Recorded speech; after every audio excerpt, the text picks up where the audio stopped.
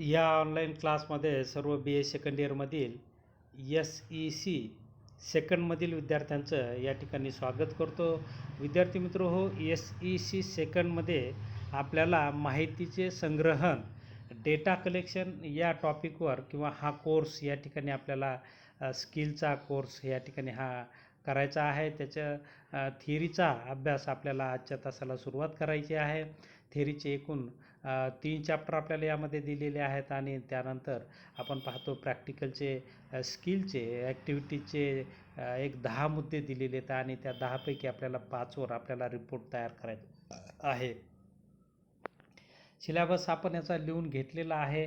यामध्ये ही संशोधनाची पद्धत आहे. विद्यार्थी मित्र हो, ही सामाजिक शास्त्रे संशोधनाची ही पद्धत आहे आणि सामाजिक शास्त्रांमध्ये जे काही संशोधन केलं जातं ते या माहितीच्या संग्रहणाच्या या वेगवेगळ्या पद्धतीच्या सहाय्यानेच केलं जातं असं आपल्याला दिसून येतं. आणि आपण पाहतो की संशोधनाचा आणि देशाच्या विकासाचा किंवा कौशल्याचा फार जवळचा संबंध आहे आणि धनात्मक संबंध आहे. जेवढं हे स्किल ॲक्टिव्हिटी मुलांमध्ये येतील तेवढं त्यांच्यामध्ये आपण पाहतो की एक आत्मनिर्भर किंवा स्वयंरोजगाराच्या माध्यमातून हाही कोर्स या ठिकाणी उपयुक्त ठरेल. कारण आज आपण पाहतो की जागतिक अर्थव्यवस्थे ही संशोधनावर आधारित अर्थव्यवस्था आहे आणि म्हणून विद्यार्थ्यांना संशोधन आणि त्याच्या पद्धती ह्या लक्षात आल्या पाहिजे, त्याचे टेक्निक लक्षात आले पाहिजे आणि हे स्किल जर त्यांच्यामध्ये डेव्हलप झालं तर निश्चितच त्यांना पुढे यातून अर्थार्जन आपण पाहतो की निर्माण होऊ शकतं आणि त्यातून त्यांचा उदरनिर्वाह होऊ शकतो किंवा एक चांगलं स्किल, चांगले विद्यार्थी अशा प्रकारचं ज्ञान त्यातून त्यांना होऊ शकतं. हीच हा उद्देश सर्वात महत्त्वाचा असलेला यामध्ये दिसून येतो. आपल्याला यामध्ये पहिल्या चॅप्टरमध्ये आपल्याला या ठिकाणी संशोधनाचा अभ्यास करायचा आहे. संशोधन कशाला म्हणायचं आहे, त्याचबरोबर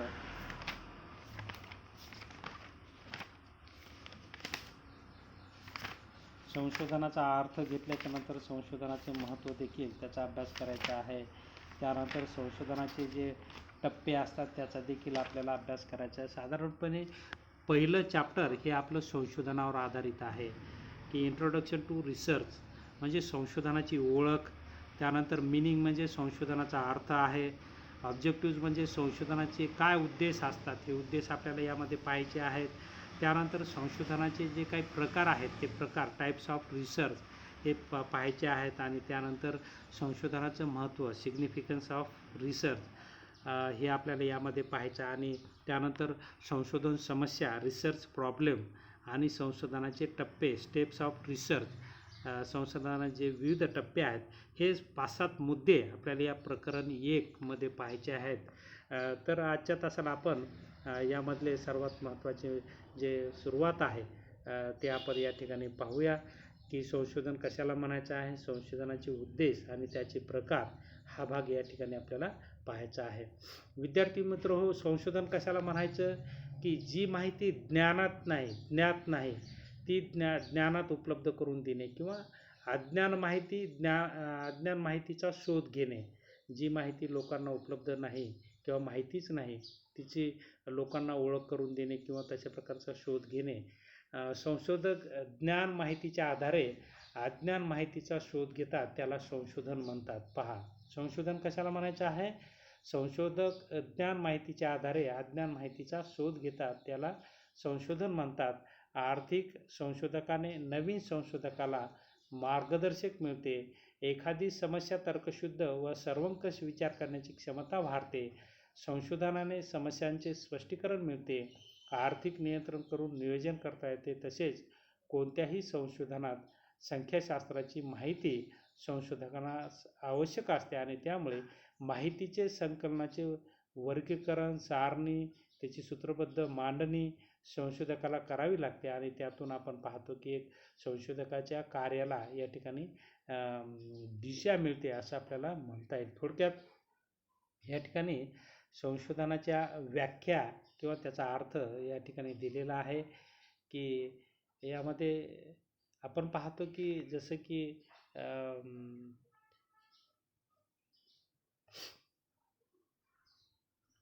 संशोधन म्हणजे संपूर्ण शोधन किंवा संपूर्ण जो ज्ञात त्यात अजून अज्ञान शोधणे म्हणजे संशोधन.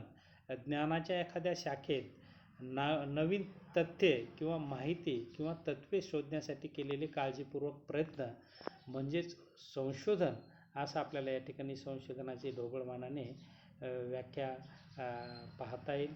आपण पाहतो की काही शास्त्रज्ञांच्या व्याख्या यामध्ये दिलेल्या आहेत. त्यामध्ये पहिली व्याख्या आहे, आर्थिक ज्ञानाचा शोध म्हणजे संशोधन. विशिष्ट विषयासाठी आवश्यक माहिती मिळविण्यासाठी केलेला शोध म्हणजे संशोधन. संशोधन म्हणजे विविध घटनांचा अर्थपूर्ण शोध म्हणजे संशोधन, अशी एक व्याख्या केली जाते. त्यानंतर रेडमन आणि मोरी यांची व्याख्या आहे, नवीन ज्ञान मिळविण्यासाठी केलेले पद्धतशीर प्रयत्न म्हणजे संशोधन. त्यानंतर आर.सी. कोठारी यांची व्याख्या आहे, एखाद्या समस्येचे उत्तर शोधण्यासाठी हेतुपूर्वक आणि पद्धतशीर मार्गाने केलेल्या ज्ञानाचा शोध म्हणजे संशोधन, अशी एक व्याख्या केली जाते. त्यानंतर दुसरी व्याख्या आहे, जॉन बेस्टची व्याख्या आहे, संशोधन हे एखाद्या सुसंघटित ज्ञानसंस्थेच्या शोधाच्या आणि विकासाच्या छायेने पद्धतशीर कार्य म्हणजे संशोधन, अशा प्रकारची व्याख्या केलेली आहे. थोडक्यात संशोधन म्हणजे नवीन ज्ञान मिळवण्यासाठी केलेले पद्धतशीर प्रयत्न होय. सिस्टमॅटिक प्रयत्नाला संशोधन असं म्हटलं जातं. अशा प्रकारे संशोधनाचा अर्थ पाहिल्यानंतर आपल्याला संशोधनाची उद्देश किंवा उद्दिष्टे पाहायची आहेत की संशोधन कशासाठी करतात. आपण पाहतो की विद्यार्थी मित्र, संशोधनावरच विकास अवलंबून असतो. मग आपण पाहतो की बाजारपेठेतील संशोधन असेल, बाजारपेठेमध्ये उत्पादकांना अनेक प्रकारचं संशोधन हे उत्पादन खर्च कमी करतं आणि उत्पादन खर्च कमी म्हणून किमती कमी म्हणून या ठिकाणी नफा जास्त. संशोधनातून वस्तूचा पुरवठा वाढतो, संशोधनातून शेतीचं उत्पादन आणि उत्पादकता वाढते, संशोधनातून विद्यार्थ्यांची दृष्टी बदलते, संशोधनातून लोकांमध्ये विज्ञाननिष्ठ दृष्टिकोन निर्माण होतो, संशोधनातून म्हणजे अज्ञान माहिती ज्ञात होते. तर संशोधन हे मानवाला दिशा देणारं असतं, मानवाचा विकास करणारं असतं, राष्ट्राचा विकास करणारं असतं आणि या अनुषंगाने संशोधन प्रक्रिया ही खूप महत्त्वाची असते. आणि म्हणून अशा प्रकारचं संशोधन आपल्या देशामध्ये केंद्र सरकार असेल, विविध राज्य सरकार असेल, विविध शैक्षणिक संस्था असतील, विविध औद्योगिक संस्था असतील किंवा नवप्रवर्तक किंवा इतर देशातील प्रत्येक नागरिक हा संशोधन करू शकतो. आणि आज आपण पाहतो की संशोधनाच्या कक्षा एवढ्या वाढलेल्या आहेत, विकसित राष्ट्रांमध्ये संशोधन करून या ठिकाणी लोक कोट्याधीश होतात. आपल्याकडे आपण पाहतो की तितकंसं संशोधन करून पेटंट मिळवल्या जात नाही. आज आपण पाहतो की अमेरिकेमध्ये दरवर्षी नवीन संशोधन करून या ठिकाणी 1 ते 1.5 लाखापर्यंत पेटंट मिळवल्या जातं. भारतात हा आकडा साधारणपणे 3,000चाच आहे. पहा, भारताची लोकसंख्या जगाच्या तुलनेत ही 18% आहे आणि पेटंटची संख्या फक्त 3,500 दरवर्षी असते. तर अमेरिकेमध्ये हीच पेटंटची संख्या 1.5 लाखावर गेलेली आपल्याला दिसून येते. म्हणजे अमेरिकेत एवढं संशोधन होतं आणि त्यामुळेच आज अमेरिका जगावर राज्य करते आहे. प्रत्येक तंत्रज्ञानामध्ये संशोधन होतं. आज आपण पाहतो की रोबोटिक तंत्रज्ञान आलेलं आहे. या ठिकाणी टोटल वस्तूची निर्मिती ही कॉम्प्युटराइज्ड होत आहे. फक्त आता आपण पाहतो की रक्त तयार करता येत नाही, नाहीतर सगळ्या गोष्टी आज तंत्रज्ञानाच्या सहाय्याने, शोधाच्या सहाय्याने लोकांनी आज केलेल्या आहेत आणि त्याचं अनुकरण आज आपण पाहतो की त्याचे लाभ आज जगाला होत आहेत. आणि आजच्या या कोरोनाच्या महामारीमुळे आपण पाहतो की ह्या शोधामुळेच आपण पाहतो की कोरोनावर मात करू शकलो. एवढं संशोधन हे महत्त्वाचं असतं. मग संशोधन हे आपण पाहतो आरोग्यासाठी महत्त्वाचं असतं, कृषी उत्पादनासाठी महत्त्वाचं असतं, उद्योग क्षेत्रासाठी महत्त्वाचं असतं, सेवा क्षेत्रासाठी महत्त्वाचं असतं. एकंदरीत मानवाच्या विकासासाठी संशोधन हे महत्त्वाचं असतं. आणि म्हणून संशोधन हा आज एक अंगभूत गुण लोकांचा बनलेला आहे. आणि हे संशोधन आपण पाहतो की लोकांच्या दृष्टीवर अवलंबून असतं. जशी दृष्टी तसं ज्ञान या ठिकाणी होत असतं, तसे विचार होत असतात, तशी प्रेरणा मिळत असते, तशी सृजनशीलता वाढत असते. आणि यातूनच आपण पाहतो की आज आपण पाहतो की विकसित राष्ट्रांचा जगावर जो दबदबा आहे तो संशोधनातूनच येतो. आज आपण पाहतो की चायनाच्या वस्तूंनी जगामध्ये हाहाकार माजवलेला आहे.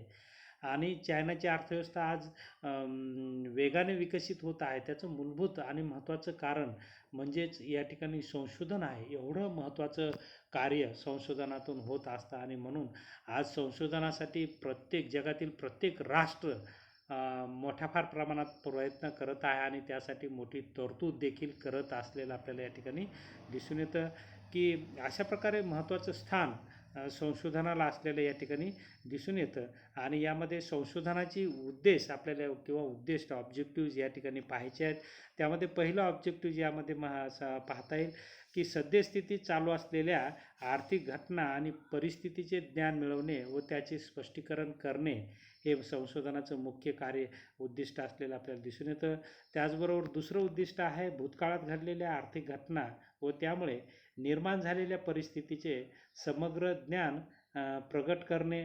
त्यानंतर तिसरं उद्दिष्ट आहे वर्तमान काळ आणि भूतकाळाच्या अनेक घटनांचा व परिस्थितीचा परामर्श घेऊन भविष्यकाळात उद्भवणाऱ्या आर्थिक परिस्थितीचा अंदाज व्यक्त करणे.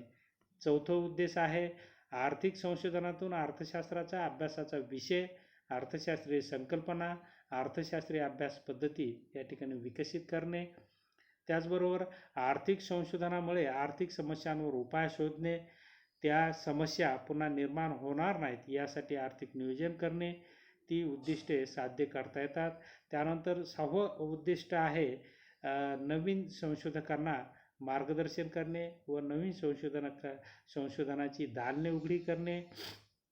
त्यानंतर 7वं उद्दिष्ट असलेलं या ठिकाणी दिसून येतं की आर्थिक संशोधनामुळे अर्थशास्त्राच्या अभ्यासाला शास्त्रीय व अनुमानात्मक या ठिकाणी विचारांची क्षमता प्राप्त होते. एखाद्या समस्येचा तर्कशुद्ध व सर्वंकष विचार करण्याची प्रवृत्ती बळावते. तर अशा प्रकारे संशोधनाची मोठ्या फार प्रमाणात उद्देश असलेला आपल्याला दिसून येतो की या संशोधनातूनच आज आपण पाहतो की आरोग्य क्षेत्रात क्रांती झालेली आहे, कृषी क्षेत्रात क्रांती झालेली आहे, त्याचबरोबर शिक्षण क्षेत्रात क्रांती झालेली आहे, तंत्रज्ञानाच्या क्षेत्रात क्रांती झालेली आहे, त्याचबरोबर वैज्ञानिक क्षेत्रातही क्रांती झालेली आहे, स्पेसमध्ये तंत्रज्ञानामुळेच क्रांती झालेली आहे. आपण पाहतो की आज कुपोषणावर मात यामुळे होत आहे, संशोधनामुळे होत आहे, किंवा ज्या ज्या काही समस्या आहेत देशासमोर, आर्थिक आणि सामाजिक समस्या आहेत, या समस्याचं निराकरण हे या संशोधनाच्या माध्यमातून सहजरित्या करता येतं. आणि मग आज आपण पाहतो जगाची लोकसंख्या ही 700 ते 800 कोटी आहे. एवढ्या कोटी लोकांना अन्नधान्य, भांडवल, तंत्रज्ञान, आरोग्य, शैक्षणिक सुविधा, भौतिक सुविधा उपलब्ध करून देण्याचं कार्य या संशोधनाच्या माध्यमातून मोठ्या फार प्रमाणात झालेलं आपल्याला दिसून येतं. मग या संशोधनाच्या माध्यमातून ज्या आर्थिक समस्या आहेत, समजा दारिद्र्य असेल, बेकारी असेल, आर्थिक विषमता असेल, एखाद्या अल्पविकसित राष्ट्राचा विकासाची समस्या असतील किंवा लोकसंख्येतील वाढीवर उपाययोजना असतील, अशा प्रकारच्या अनेक आर्थिक समस्या किंवा जे आर्थिक प्रश्न असतात त्या प्रश्नांवर संशोधन करत असतात आणि त्यावर उपाययोजना सुचवित असतात. अशा प्रकारे संशोधन समस्या व तिचं निराकरण करण्याचं कार्य या संशोधनाच्या माध्यमातून होत असतं. आणि म्हणून आपण पाहतो की संशोधन हे खूप महत्त्वाचं असतं. शुम्पीटरने संशोधनाला खूप महत्त्वाचं स्थान दिलेलं आहे की नफा त्यांनाच मिळतो जे संशोधक असतात, नवप्रवर्तनातून नफा मिळतो. म्हणजे उद्योजक आपण पाहतो की उत्पादन घटकांना एकत्रित करून वस्तूवर प्रक्रिया करत असतो आणि ही प्रक्रिया करत असताना त्यांचा मुख्य आत्मा जो असतो तो म्हणजे संशोधन असतो. संशोधनातूनच आपण पाहतो त्यांची मागणी टिकून राहते, प्रभावी मागणी येत असते, उत्पादनाचा खर्च कमी होतो. त्यामुळेच आपण पाहतो की संशोधनावरच या ठिकाणी आधुनिक यंत्राचा वापर केला जातो आणि वस्तुनिर्मितीचा वेग वाढून वाढत्या लोकसंख्येच्या गरजा किंवा त्यानुसार वस्तूचा पुरवठा करण्याचं कार्य संशोधनातूनच होत असतं. आणि म्हणून संशोधन हे खूप महत्त्वाची भूमिका देशाच्या आणि मानवाच्या विकासामध्ये करतं असं आपल्याला या ठिकाणी म्हणता येईल. तर अशा प्रकारे संशोधनातून आर्थिक विकास, सामाजिक विकास या ठिकाणी घडून येतो असं आपल्याला म्हणता येईल की या ठिकाणी संशोधनाच्या महत्त्वाच्या अनुषंगाने काही मुद्दे आपल्यासमोर या ठिकाणी मांडत आहे. त्यामध्ये पहिला मुद्दा म्हणजे संशोधनामुळे लोकांचे आर्थिक प्रश्न या ठिकाणी निर्मूलन होतात किंवा सुटतात असं आपल्याला म्हणता येईल. जसं की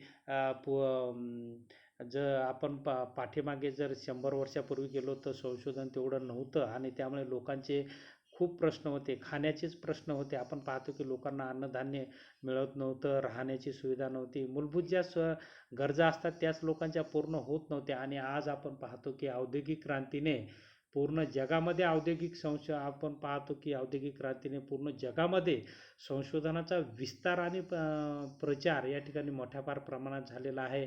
आज आपण पाहतो की अन्नधान्य उत्पादन संशोधनामध्ये मुबलक प्रमाणात उपलब्ध होत आहे. इतरही वस्तू मुबलक प्रमाणात मिळत आहे. लोकांना उत्पन्नाचे स्रोत मुबलक प्रमाणात उपलब्ध झालेले आहेत. त्याचबरोबर आज आपण पाहतो की वीज ही संशोधनामुळेच उपलब्ध झालेली आहे. त्याचबरोबर विज्ञान तंत्रज्ञान हे संशोधनातूनच पुढे आलेलं आहे. आणि आज आपण पाहतो की मग दुग्ध क्षेत्रात असेल किंवा विजेच्या क्षेत्रात असेल, कापड निर्मितीत असेल, कृषी क्षेत्र असेल, उद्योग क्षेत्र असेल, सेवा क्षेत्र असेल, या सर्व क्षेत्रामध्ये आज संशोधनातून या ठिकाणी क्रांती झालेली आपल्याला दिसून येते. जसं की आपण पाहतो की बँकिंग क्षेत्रातही संशोधनामध्ये खूप मोठ्या प्रमाणात या ठिकाणी उपयोग केला जातो. की आज आपण पाहतो की मोबाईलमध्ये सगळं बँकिंग एकत्र आलेलं आहे. की तुम्हाला मोबाईल बँकिंगच्या माध्यमातून आपण पाहतो पैसे पाठवता येतात, पैसे जमा करता येतात, त्या वस्तू खरेदी करता येते किंवा वस्तू पाठवता येते. ह्या सगळ्या अनेक गोष्टी ह्या सगळ्या तंत्रज्ञानामुळे झाल्या. आणि त्यामुळे जे आपण पाहतो की आर्थिक समस्यांची सोडवणूक करण्याचं मुख्य कार्य हे संशोधन करत असतं. आणि म्हणून संशोधन हा एक महत्त्वाचं आता विकासाचं साधन असलेलं आपल्याला या ठिकाणी दिसून येतं. मग मानव विकासाबरोबरच राष्ट्रविकास संशोधनातून घडून येतो.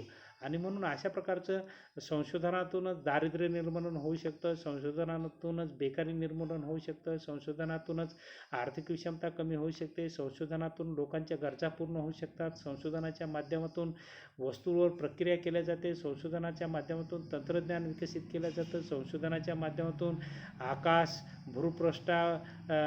त्याचबरोबर खालीचा आपण पाहतो भूगर्भाचा अभ्यास संशोधनातून केला जातो, भूपृष्ठावरील वस्तूंचा अभ्यास संशोधनावरून केला जातो, आकाशातील वस्तूंचा ग्रहताराचा अभ्यास संशोधनाच्या माध्यमातूनच केला जातो. एकंदरीत प्रत्येक क्षेत्रामध्ये संशोधन हे या ठिकाणी उपयुक्त ठरतं. आणि म्हणूनच संशोधन मुळेच आज आपण पाहतो की मानवाची प्रगती झालेली आहे. एवढं महत्त्वाचं कार्य संशोधनाचं असलेलं आपल्याला या ठिकाणी दिसून येतं.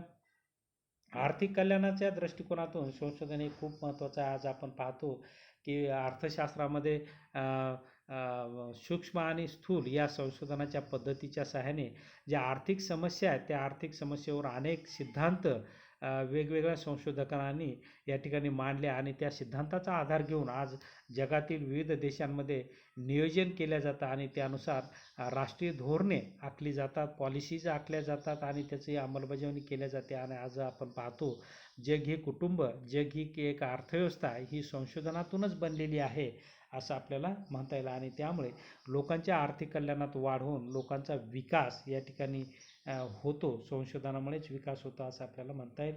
त्याचबरोबर आर्थिक प्राप्तीला मदत होते, लोकांचं उत्पादन वाढवण्यासाठी संशोधन मदत करतं. आज आपण पाहतो की कृषी क्षेत्रात हरित क्रांती झाल्यामुळेच संशोधनातून हरित क्रांती झाली आणि हरित क्रांतीतून शेतकऱ्याच्या उत्पन्नात प्रचंड वाढ झालेली आपल्याला दिसून येते. तर त्याचबरोबर औद्योगिक क्षेत्रामध्ये औद्योगिक क्रांती घडून येऊन आज आपण पाहतो की उद्योजकांच्या उत्पन्नात मोठ्या फार प्रमाणात वाढ झालेली आहे.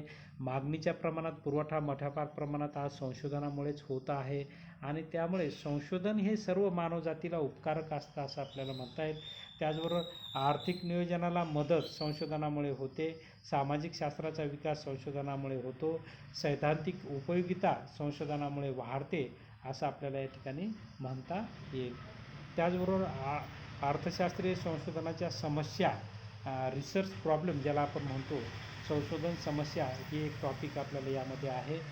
यामध्ये आपल्याला संशोधन समस्येमध्ये चांगल्या अर्थशास्त्रीय समस्या संशोधनाची उणीव यातून आपण पाहतो की भासते की लोकांनी आपण पाहतो की संशोधन हे प्रामाणिक केलं पाहिजे. प्रामाणिकता हा संशोधकाचा संशोधनामधील महत्त्वाचा भाग असतो आणि आपण पाहतो की विकसित राष्ट्रामध्ये प्रामाणिकतेतून संशोधन केलं जातं, परंतु अल्पविकसित राष्ट्रात किंवा विकसनशील राष्ट्रांमध्ये अशा प्रकारच्या समस्या या ठिकाणी निर्माण होतात की लोक प्रामाणिकता ठेवत नाहीत आणि संशोधनाची चोरी करतात आणि त्यातून कॉपी पेस्ट करून आज आपण पाहतो की संशोधन बोगस केलं जातं आणि त्यातून मग मानवाची हानी होते किंवा राष्ट्राचं नुकसान होतं असं आपल्याला म्हणता येईल. म्हणून संशोधकांमध्ये प्रामाणिकता हा गुणधर्म खूप महत्त्वाचा असतो आणि त्याला राष्ट्रभक्ती राष्ट्रप्रेम असलं पाहिजे आणि त्याशिवाय आपण पाहतो की संशोधन घडून येत नाही. त्यानंतर आपल्याला या ठिकाणी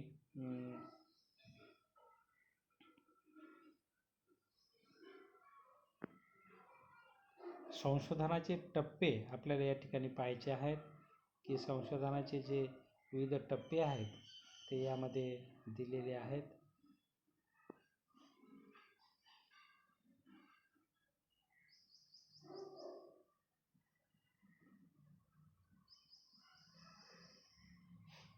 हा संशोधन समस्या रिसर्च प्रॉब्लेम ज्याला आपण म्हणतो हा आहे. देशामध्ये जे विविध आर्थिक प्रश्न असतात त्या प्रश्नांची उकल करण्याचं किंवा उपाय काढण्याचं काम संशोधक हा करत असतो. मग तो नवप्रवर्तक असतो किंवा नवप्रवर्तन असू शकतो. तर अशा प्रकारे नवप्रवर्तकाकडून संशोधन होत असतं आणि त्यातून राष्ट्राच्या विकासात भर पडत असते. संशोधन समस्या आपण पाहिलेल्या आहेत की देशामध्ये अनेक प्रकारचे आर्थिक प्रश्न असतात. हे आर्थिक प्रश्न संशोधन समस्या होऊ शकतात.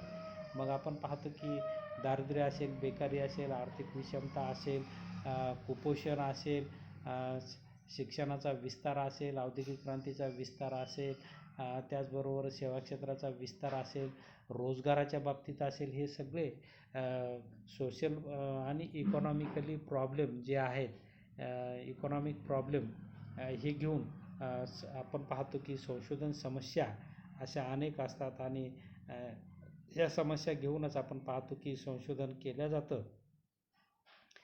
शास्त्रोक्त संशोधन हे केलं जातं असं आपल्याला म्हणता येईल.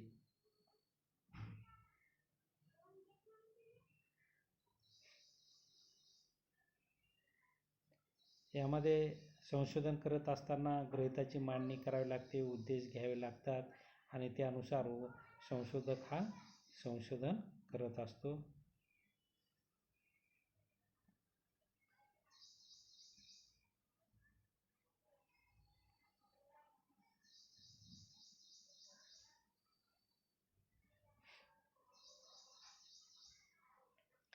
तर या ठिकाणी आपण थांबूया. उद्याच्या तासाला आपण स्टेप्स ऑफ रिसर्च संशोधनाची टप्पे जी आहेत ती आपण पाहूया. तर त्याचा अभ्यास तुम्ही करून घ्या. तर उद्याच्या तासाला स्टेप्स ऑफ रिसर्च संशोधनातील टप्पे जे असतात ते या ठिकाणी टप्पे आपण पाहूया. तर या तासाला आपण उपलब्ध झाला, शांतपणे ऐकून घेतलं त्याबद्दल आपले आभार व्यक्त करतो आणि या ठिकाणी थांबतो. धन्यवाद.